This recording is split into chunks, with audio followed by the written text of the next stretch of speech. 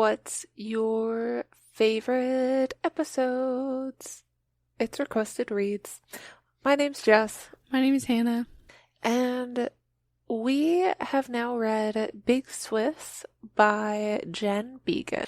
And this was requested to us by Allison at Allison's Library on Instagram. I was personally really excited for this. It was on my TBR for a little while before we started reading it. So I was very pleased that someone gave me an excuse to.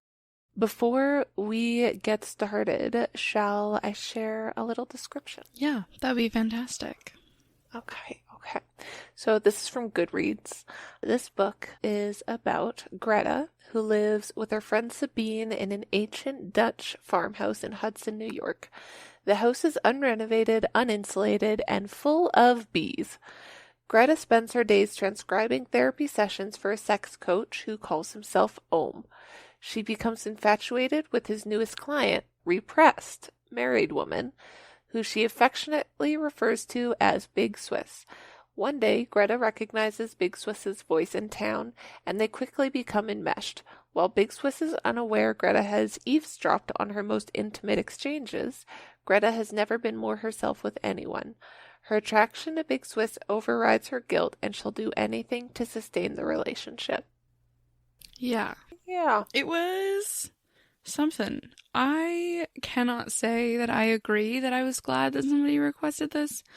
I remember when this was like a major title on Book Talk and Bookstagram, and I remember looking at it and just being like, no. That's when it got added to my TBR. Yeah, I looked at it and I went, no, that's not... I don't think that's for me. I don't think I will ever read that. You know, it's like A Little Life. Like, I see A Little Life around and I'm like, no, I'm not doing that. And now that I said that, watch somebody request it. But I was pleasantly surprised by the book. Like, it was, I liked it a lot better than I thought I would, or maybe like is not the word. I had an easier time getting through it than I thought I would. So... It was okay. I gave it 3.75 stars, which I was expecting a solid 2 out of this. I also anticipated you to rate it lower than you did. I think I gave it like a 4 or a 4.5. I really enjoyed it. I had a good time with it. I think I read it in like a week. What did you think about Ohm's character? Ohm's character, he's probably my favorite character. Really? Yeah. Tell me why. By the look on your face, I can see that you don't agree. I don't, and I have a quote to tell you why. I don't take him seriously. I read him as not satire. I read him as a ridiculous buffoon. And I found that entertaining. And I just liked him. He is definitely a ridiculous buffoon. However, personally, as somebody who works in the medical field, I don't appreciate ridiculous buffoonery in all settings. And I don't feel that his ridiculous buffoonery is at all times appropriate. No, of course not. But that's the point of his character. I know, but let me read you this because... Okay. This killed me a little bit inside. Okay. So part of the book is written through the transcriptions of the sessions. Yeah, I did like that a lot. Sessions. I did too. I thought the format was a lot of fun and it broke it up nicely. Yes. So this quote is from one of those sessions. And in the sessions, the patients go by their initials to keep it anonymous for the transcriptionist, or as anonymous as it can be when you've got their voice in your ears. So similarly to how many of you do right now. How intimate. Anyway, Ohm, how you feeling today? FEW. Slightly nervous. This afternoon I'm assisting another doctor in removing endometriosis from a patient's uterus, even though there's a 7-inch tumor attached to her bowel. The tumor is killing her. She'll likely die in 6 months, maybe less. Ordinarily we wouldn't perform this surgery, but she's been bleeding for over a month. Ohm, endometriosis. Remind me what that is again. FEW. What? Ohm, endometriosis. FEW. You're a sex therapist and you don't know what that is? Oh, well, it's not an STD. Pause. Correct? FEW. Pathetic. Oh, I'm not the gynecologist. You are. FEW. Many of your female clients find intercourse painful. True or false? Oh, I wouldn't say many. FEW. More than one? Oh, perhaps. FEW. And you're probably suggesting that they're not in touch with their bodies or that they should try chanting. And then this is where Greta pipes in and she just goes, big Swiss, big Swiss, big Swiss. Yeah. And then a little bit later down the page, it just goes, I imagine you have male clients who complain of women not being enthusiastic enough in bed. Chances are the women are in terrible pain, or just average pain. Most women don't say anything, though, because we're conditioned to suffer and to make men feel good about themselves. In bed. FEW. Pardon? In bed. I was finishing the sentence for you. FEW. Don't do that. Yeah. So, is like, I don't love him. I hold a special level of distaste for He was definitely entertaining, and I was entertained by him. But do I like him? No, I don't. I think that's all. Like, I don't like him either. I just think that I found him the most entertaining out of all the characters. And Sabine. Sabine was a little gem. Yeah, Sabine, I would say actually Sabine's probably my favorite character, but I do find the most entertaining. I honestly, the only reason I didn't rate this book higher is because I just hate cheating in books. Like, I can't get behind it, especially because of like how messed up everything got with the husband. It's weird the rules that people make for themselves around cheating as well. Like for Big Swiss, her line was penetration of herself, not of the woman she was with. Mm-hmm. She could be intimate with Greta in that way, but Greta was not allowed to do that to her. It's like, but eventually she crosses that line. Eventually, yes, but it's like at the beginning. Yeah. It's like that's a weird way to allow yourself to do this. Yeah. It just feels like making excuses. Yeah, and also she doesn't seem to like men. No, like at all, really. Like, even when she talks about her husband, it's like...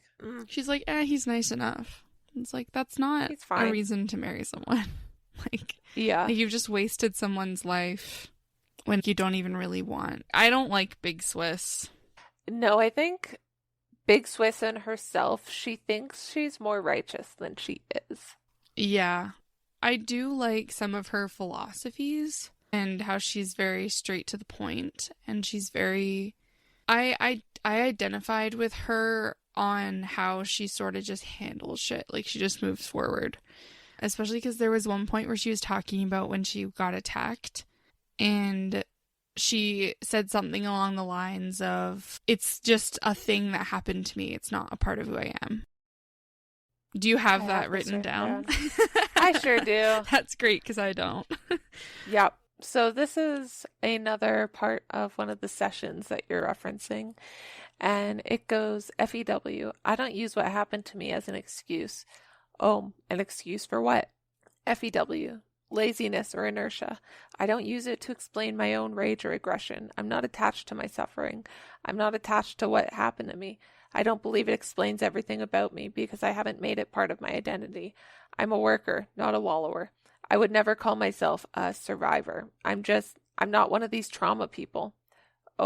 What's a trauma person? FEW, someone who can't stop saying the word trauma. Trauma people are almost as unbearable to me as Trump people. If you try suggesting that they let go of their suffering, their victimhood, they act re-traumatized. It's like, yes, what happened to you is shitty. I'm not denying that. But why do you keep rolling around in your own shit? If they stopped doing that for 2 seconds and got over themselves, even a little, they might actually become who they were meant to be. Yeah. I do like that philosophy to an extent. Obviously, not everyone processes things that way, and I don't think there's anything wrong with that. But I do like the strength in that, and I do like how that sort of resists the culture around women who have experienced violence like domestic or sexual violence, because I feel like women who have been through things like that get treated almost like another culture, almost. For example, my university has a like support society for women who have experienced sexual violence. And in classes and stuff, especially in English literature, I encountered a lot of content in books that was about sexual violence. And it was always like, let's, pull out this traumatic thing, this taboo thing, and let's all look at it and poke at it and have something to say about it, even though we've never been through it and have no idea about it. And it's treated like this thing, not like a glorified thing, but like a fascination, or like you've been through this thing and now it defines you. And I've always hated that. Like, we're not looking at and pointing at people who've been stabbed before and being like, oh, they've been stabbed. Like, yeah, they're a stab victim. They're a stab victim. Yeah, exactly. It's like, what? That, yeah. So I feel like her ideas on it sort of resist that culture of, ooh, look at this, about it. And I liked that. I did too. I also resonated with the fact that she would absorb all the information that people were saying around her. Like, she would just let people talk, and everyone, especially Greta, she would just let her talk, and she would just listen and wait, and then pull out like the wisest one-liner and just be like, hey, this is how you fix your life. Yeah. Like that, I was just like, I appreciate that about her. Like, she just has this way of knowing things, like she sees past the person in a way, or like she sees deeper and then just confronts you with it. Yeah. And I think that's what Greta needed a lot of the time, but still didn't slap her in the face hard enough, obviously. Also, let's talk about that. What the fuck? Like, the whole HIPAA violation, all of it. My goodness gracious. I know I've said it before, and I'll say it again. I work in medical, okay? I had surgery a week ago, and I had a patient that said, hey, you have done so much for me. If you need anything, you know where my number is. Call me. And I said, thank you so much. I absolutely will not, but I appreciate the thought. It's that easy. Mm-hmm. Mm-hmm. Not to toot my own horn. It's that easy. Come on, Greta. Yeah, Greta. I found Greta like hard to read. Oh, she's problematic in so many different ways. And doesn't think she is necessarily. No. I did find it compelling, and I think that's why I read the story so quickly, because I love a problematic character. Another example would be Boy Parts by Eliza Clark. Like, the main character in that. Oh, she is a hot fucking dumpster fire. But I read it in 3 days. Greta cannot get her life together because she can't figure out how to, like, accept herself and what she wants in life. And she also can't let go of her past. Exactly. And it's like when she's like 38 years old or something like that. Yeah. She's getting up there. She's I say that as if she's like over the hill. No. Because Big Swiss is 28. 27. 27. I'm pretty sure. It's in a quote. She's 28. Okay. She's 28. Okay. So, no, I think Greta's like in her early 40s maybe. I think she's like 42. I don't know. She's old enough to have gotten past this shit already. Anyway, yes. Precisely my point is she's old enough to get over it. Even Sabine, like, her life sucks. Yeah. And Sabine, her life sucks, and even she's at more peace with herself. Yeah, Sabine is like, whatever, my life sucks. I'm gonna do whatever I want, though. Yeah. And she's like, I'm going to have a great time with my bees in my little Dutch farmhouse, and I'm going to live in squalor, and it's going to be awesome. And that's Sabine. Okay, but at least she was happy with that choice, and she did it on purpose with intent. Because she took ownership of her shitty situation. Mm-hmm. She doesn't... That was her shitty farmhouse. Yeah, and... that she bought, and her bees that she raised. Yeah, and she took ownership of that and just was okay with that. And just carried on. And Greta just passively let everything happen the way it happened. And it was really frustrating. Another thing that was really frustrating, you mentioned the bees. I really hate how they were like, oh, the bees are all dying. Guys, they hibernate. They're not dying. They're just sleeping. You hear their tiny little heartbeats.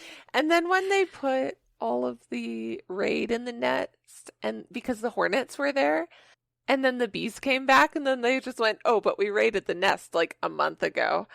Yeah. And they're like, well, the bees are going to die. Like, you can't do anything about it. That was a weird part of the book. That was a weird part of the book. I feel like That's a weird subplot. I feel like there's something to that subplot. Like, I feel like the author was saying something with that. There's something else in there that we're missing. Yeah. Because otherwise it's just like, oh, okay. We care a lot about the bees. Yeah, like, my degree was in Gothic literature, basically. Like this is not my forte.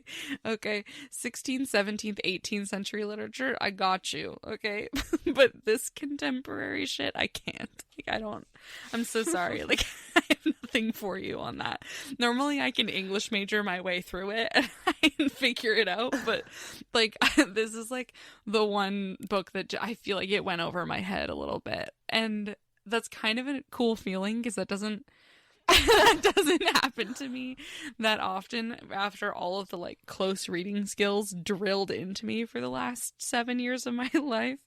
But yeah, so this book, my general impression is that I don't know what's going on, but I know there's something going on, and I kind of don't like anything about what's happening, but I also kind of fuck with it. Great.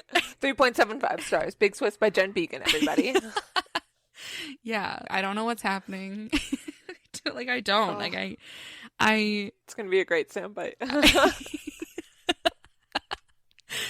Yeah, but it's true. Like, I don't... This book was not for me. Like, when this book was written about womanhood... It was not for about Hannah. womanhood and trauma and friendship and relationships and the ways that we... Okay, look at me pulling out themes now. Maybe I do know what's going on.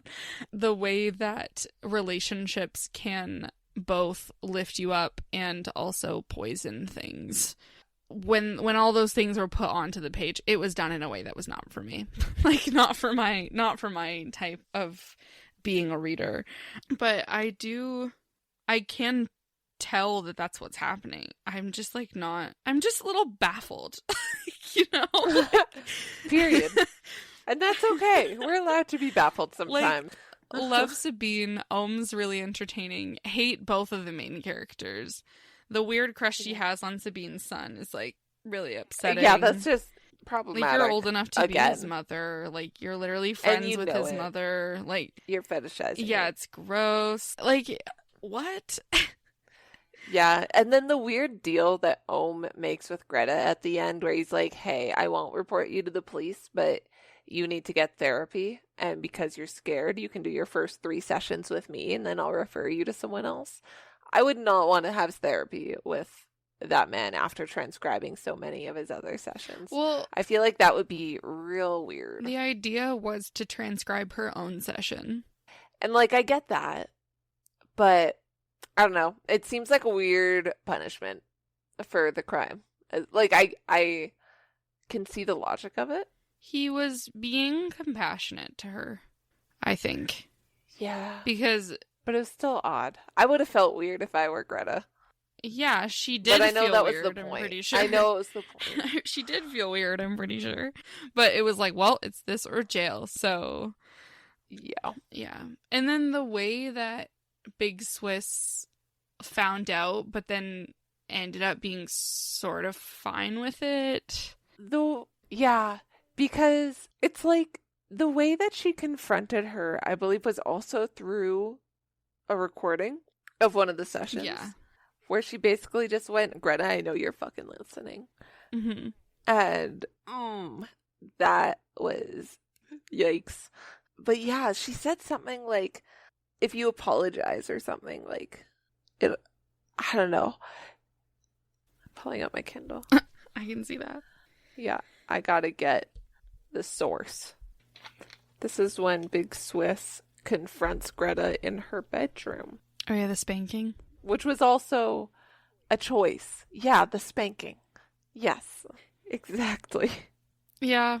How's that supposed to fix anything? Not sure. Also, it's kind of odd that that's the turning point at which Greta seems to realize that she needs to make a change. And then things kind of shift after that for Greta, where she's like, okay, I need to get it together.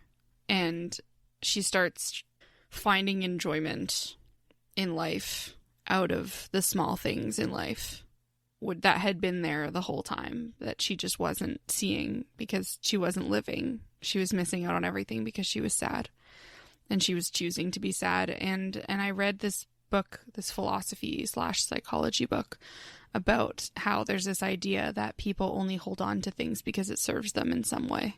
And I was considering that in the context of Greta's situation, where it's like, okay, what is she getting out of staying unwell? And I think what she was getting out of it was being able to have an excuse to be passive and to have an excuse to not live her life in any meaningful way or go for what she wants in any meaningful way, because all these horrible things happened to her and she just stopped existing in the real world, and that was comfortable for a time. And then Big Swiss sort of came along and just shattered all of that. Yeah, I feel like Big Swiss coming into her life was also sort of the point where she started just like letting things continue to happen to her as well. Like when she even went over for dinner to Big Swiss and her husband's house after the affair had started and met the husband. It's just like, why would you put yourself in that position? How bizarre. How bizarre. Yeah, that was unfortunate. The audacity of that was crazy. But, like, she doesn't have any audacity. It wasn't her audacity. It was Big Swiss's audacity that she was borrowing. Yes, indeed. And then after that is when things kind of got fucked up. Well, I mean, they were already fucked up, but, like, she started to become aware that they were. And then Big Swiss finds out, and then we have this weird spanking scene. And then she just sort of starts living again and carries on for the first time maybe since she was a child. Also, I did not find what I was looking for. I'm going to give up now because it's taking too long. But I do have a different quote, and it is, one of the pitfalls of same-sex relationships was that you couldn't break down in public restrooms, at least not in peace. The bitch followed you in there. You couldn't weep or talk yourself down in the mirror or even in the stall. She entered the next stall, stood on the toilet, and observed you, like she was doing now. I'd be pissed. Like, get the fuck out. Oh my God. But that's just, like, Big Swiss has no concept of boundaries at all. To be fair, I'm in a hetero relationship, and I got walked in on going pee yesterday. So it happens to us all. I am also in a hetero relationship, and I was in the bathroom. It's only happened once where I was in the bathroom, and he walked in and started peeing, and I was like, I'm out of here. Like, I'm not doing this. Oh my God, the first time that he did that around me, I panicked, and Hannah happened to be at my house, and I ran. Like, ran, and you were visibly upset. I was like, what just happened? Are you well? I was like, no. I've been working on that. It's hard. I'm not working on it because that's never fucking happening. The bathroom is my sacred space, and you need to get out. Like, pee on your own time. Like, this is my time right now. But yeah, that's really funny. I feel like that also just speaks a lot to both of their characters.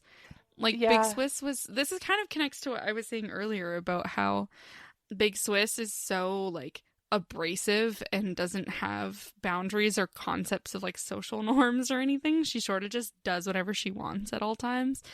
And I think that quality is what kind of shattered Greta's passive view of life. And, like, she was holding on to all this stuff so that she could, in good conscience, continue not to live. Yeah. And then So that's another thing, is like the rating probably in my head did go lower at one point, but it got brought back up by the way that Greta sort of shifts and readjusts and ends up just loving life again, or like participating in life again, especially when she sort of looks around and all she has is Sabine, but Sabine is like 5 people in one. And Sabine gets these mini donkeys, and they become Greta's, like, whole life. Therapy animals. Yeah. And she starts to just enjoy stuff. So I have the end, like, the last sort of passage of the book highlighted because of that. And there's 2 quotes near the end of the book. One of them is literally the end of the book, like the last passage of the book. And then the other one is, like, where she makes this, like, she starts shifting already, but then she addresses it where Sabine... They're sitting outside. I think this is when they get the donkeys, I'm pretty sure. Or they've had them for a while. Or no, Sabine gives Greta her drugs. Like her stash. I'm pretty sure. Yes, because I need you to Sabine, throw it out. Disappeared for a while during the book and didn't tell Greta why. And she revealed that she was actually in rehab. Yeah, and then Sabine was like, I need you to throw it out for me. And so Greta's just sort of sitting there, and it's the first time in her mind, in her internal monologue, that you see her actually address this shift. So Sabine gives it to her and goes, you know, I promise I'll take you to Mexico with me next winter, and goes inside. And so the quote is, Sabine went inside. Greta stared at the bundle in her lap. Enough to end her life with, certainly, or at least save for a rainy day. And wasn't it supposed to rain tomorrow? It would be easy to hide the stuff in the antechamber. On the other hand, why not take Ohm's advice and do the opposite of her pattern? And then the end of it, so she does end up throwing the stuff out. And then the final quote of the book is, she closed the lid and made her way to the donkey pen. She passed the bowl of bees ravaging honey. She passed Walter the rooster, who was walking upright and doing high kicks, some kind of bizarre soldier march. She passed Pignon, lying in the shade of a locust tree. In the pen, the donks stood face to face, blowing into each other's nostrils, their version of kissing. Greta opened the gate and whistled. They trotted toward her, and then stopped, stared, and deliberated. They never did anything without considering its necessity, its potential for harm or danger, its goodwill. But they were also timid around Pignon, now sitting at Greta's feet. It's all right, she said. I will never hurt you, and neither will Pignon. Pignon opened his mouth and smiled. The donks approached and gently sniffed Greta's bare knees and thighs, inhaling her with their incredibly soft nostrils. In the same careful way they drank water, not by lapping, but by inhaling. Now they followed her to the bag of grain. She fed them small handfuls. Do that thing, she said. They knew exactly what she wanted. They leaned against her legs, one on each side, and chewed. Ha ha, yes, she said. Yes. And that's where it ends. And I liked that. Me too. It was a good... I thought it was very bittersweet. It was. It was. But I think that ultimately Greta ended up getting what she needed. Yeah, I think so too. So yeah, that was Big Swiss. Thanks, Allison. Thank you, Allison. This was another one where I definitely had beef with Allison until I kept reading, and then I was like, oh, okay, maybe this is fine. It's all right. Yeah, Mm-hmm, yeah. Mm-hmm. No, I really enjoyed it. I had a very good time with it. And Allison, I hope you enjoyed our talk about it. If anyone else has any thoughts or questions or opinions on Big Swiss, please feel free to send them our way. We'd love to hear them. You can reach us on Instagram or Threads at badlyannotatedpod or by email at badlyannotatedpod@gmail.com. And all of our links are available through the link in our Instagram bio. With that, best wishes, kindest regards. Sincerely, Jess and Hannah.